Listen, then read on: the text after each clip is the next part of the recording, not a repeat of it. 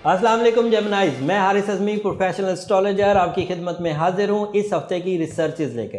Professionally जब मैं जेमिनाइज का ये हफ्ता कैलकुलेट कर रहा था तो मिला जुला रुझान रहा, लेकिन जेमिनाइज की जीनियस क्वालिटीज़ पर मुझे बड़ा एतमाद है। जिन लोगों का भी जेमिनाइज से वास्ता पड़ेगा या जैसे मेरा वास्ता जेमिनाइज से पड़ता रहा है, वो बड़े बारीक बीन होने की वजह से, बहुत ज़हीन होने की वजह से, बहुत ड्यूटीफुल होने की वजह से वो इन परेशानियों से जल्दी निकल जाएंगे।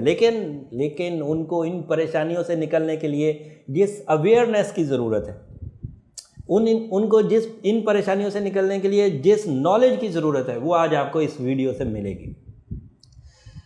सूरज चांद ग्रहण से इस हफ्ते का आगाज़ होगा। 21 जनवरी को चांद ग्रहण है, सुबह ही शुरू हो जाएगा और ये ग्रहण आपके यहाँ 3rd हाउस में होने जा रहा है।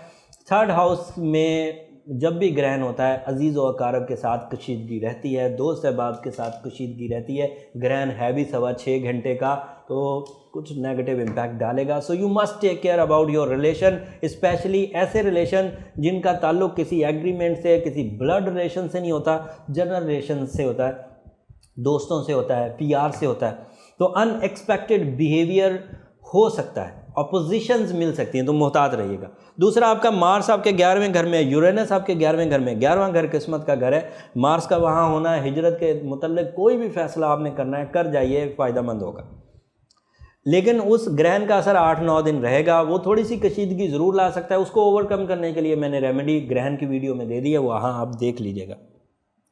यूरेनस इस हफ्ते या इस महीने आपके 11वें घर में है, लेकिन मार्च में यूरेनस 7 साल के लिए घर बदलेगा। ये एक बड़ी खबर है। जब मार्च शुरू होगा तो मैं फिर आपको इस बड़ी खबर के बारे में बहुत बारीक इन्फॉर्मेशन दूंगा, जो मेरे रिसर्च में बहुत अहम न्यूज़ आई है। मतलब मैं 15-16 साल हो गए, इस 4 जनवरी को अब मेरे 17 साल हो जाएंगे एस्ट्रोलॉजी की दुनिया में, हो गए हैं एस्ट्रोलॉजी की दुनिया में। लेकिन यूरेनस का घर बदलने की जो मैंने रिसर्च करी है वो गैर मामूली है, बहुत मिस्टीरियस है। जब बयान करूँगा बहुत मज़ा आएगा आपको। इस वक्त 8वें घर में सैटर्न चल रहा है। ये 8वां घर बैतुल खौफ का है, नुकसानात का है, तो कानूनी पेचीदगियों से ज़रूर बनना है। अगर कोई जेमिनाई मुकदमे में फंसा हुआ है तो इस वक्त उसे ट्रबल हो सकती है।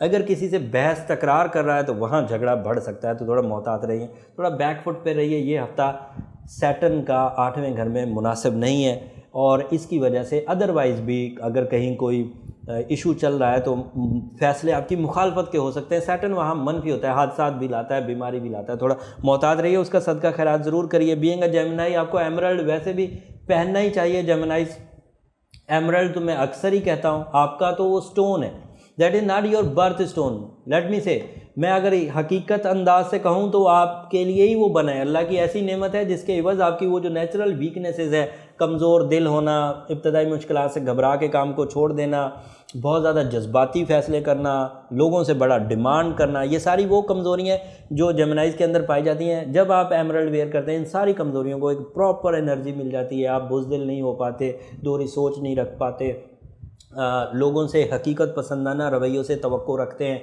कोई फैंटसीज़ में नहीं रहते। ये सब आपका बैलेंस हो जाता है और उसके इवज़ जीनियसपन तो आपके पास है ही। जब स्टोन पहनते हैं तो वो और डेवलपमेंट्स की तरफ चला जाता है। सो तालिब इल्मों को तो ज़रूर पहनना चाहिए, अदरवाइज़ भी जो जहनी काम करने वाले जेमिनाइज़ हैं उन सबको एमरल्ड वेयर करना चाहिए।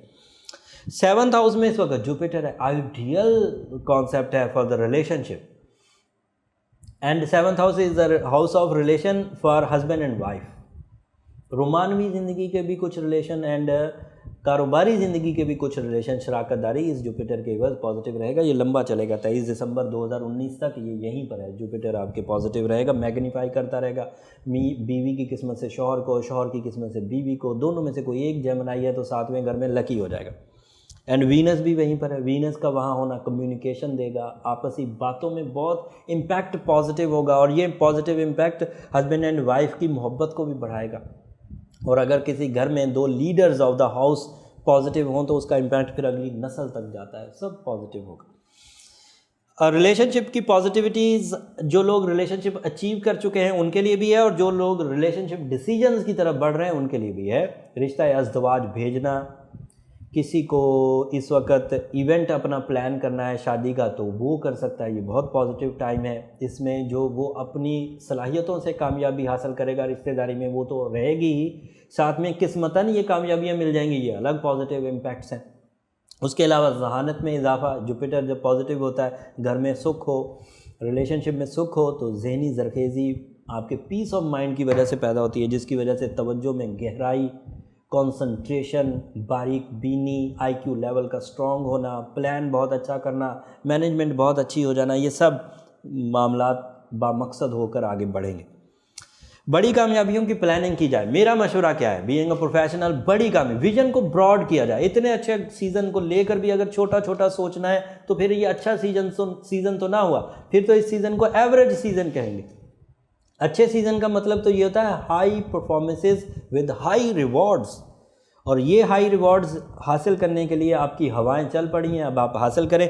कमियां कमज़ोरियां दूर करनी हो तो आपके पास दो तरीके हैं। ग्रहण के असर को नमाज खुसूफ, 2 नफल नमाज से आप टैकल कर सकते हैं, सदक़ात से टैकल कर सकते हैं। आपकी जो निजी मामलात के इश्यूज़ हैं, आपकी जो अपनी ज़ात में कमज़ोरियाँ हैं, उसको एमरल्ड वेयर करके रिकवर कर सकते हैं। तो ये मेरी प्रिस्क्रिप्शन है। उम्मीद करता हूँ ये वाली इन्फॉर्मेशन से ये हफ़्ता खुश उसलूब भी गुजरेगा।